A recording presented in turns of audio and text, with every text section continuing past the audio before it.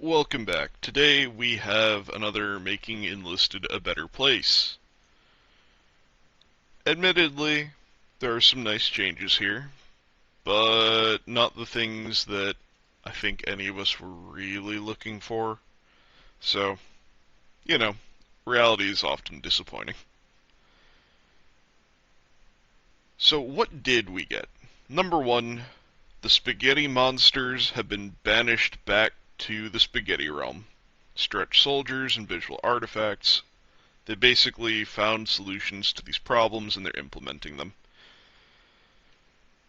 It's not really like the end of the world, but to be 100% honest, I'm very much so looking forward to not seeing Italian spaghetti monsters being stretched from one ladder across the entirety of Tunisia. So, small victories, right? In addition to that, they fixed some artifacting.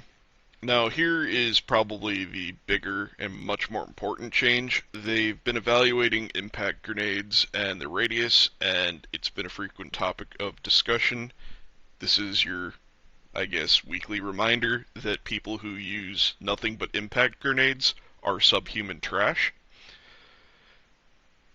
Anyway, impact grenades have had their guaranteed death zone significantly reduced. Now, it says significantly reduced, not just reduced, so I'm very curious what that means, but hopefully this means that all of you asshats out there that run around with grenade bags with nothing but impact grenades and just throw 3 impact grenades and die will stop doing that.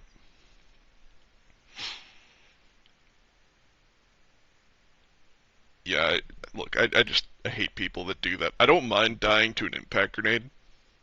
I hate the people that I watch run around with them and they just have it cocked the whole time, just like holding it back, ready to throw. They throw it, pull out another one, throw it, pull out another one, throw it. And the thing is, they'll miss and they'll just pull out another one and throw it. And then they'll miss that one too, and they'll throw a third one at you. And it's like, I swear to God, they have to be like bots or something.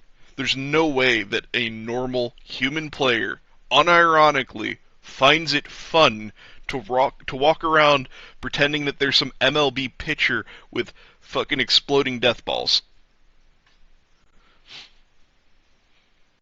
They are the lowest of the low, subhuman garbage.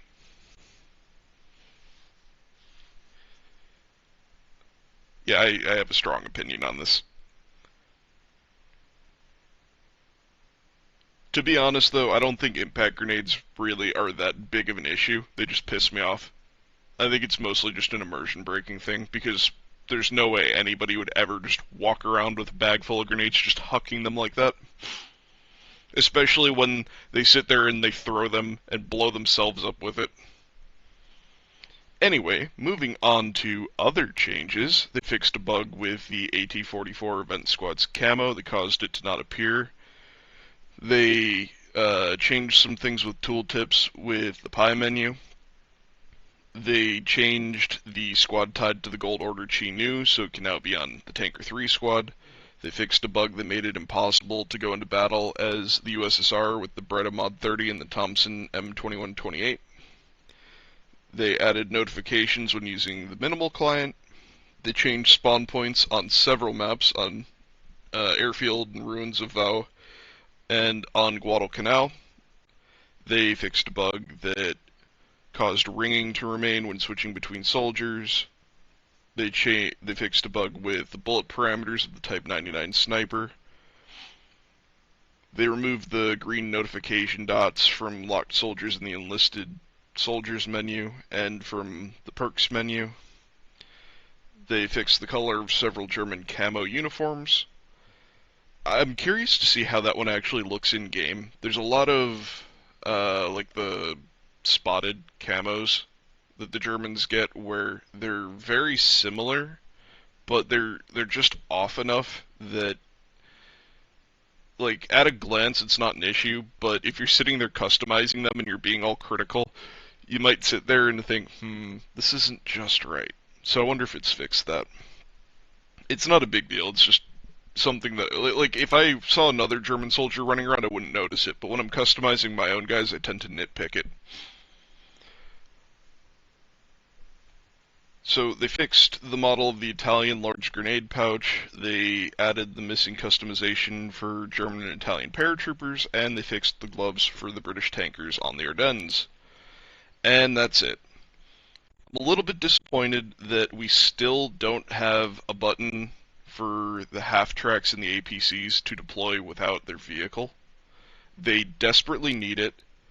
I get into positions all the time in this game where I have my APC parked somewhere where it's acting as a spawn point for our team, it's not being blown up, nobody's found it, and it would be inconvenient for me to try to put another one in a similar spot, and so I'm stuck just not spawning my APCs.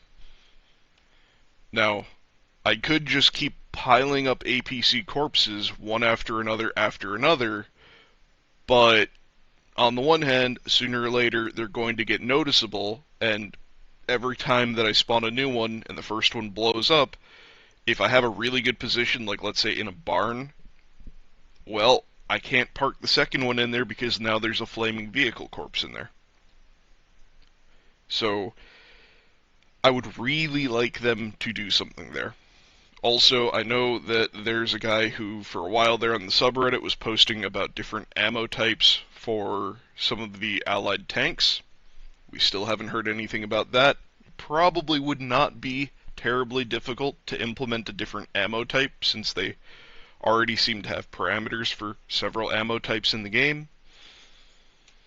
It's just these little things that I think could give a lot of quality of life to people and make people a lot happier. We still really need a complete overhaul of the entire appearance system, and we've heard nothing about that.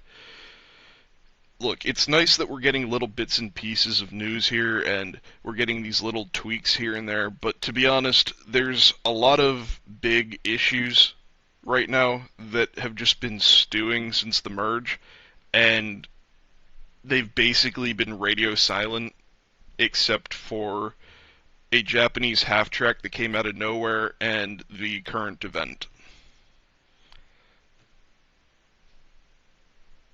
Please do something for the quality of life in the game.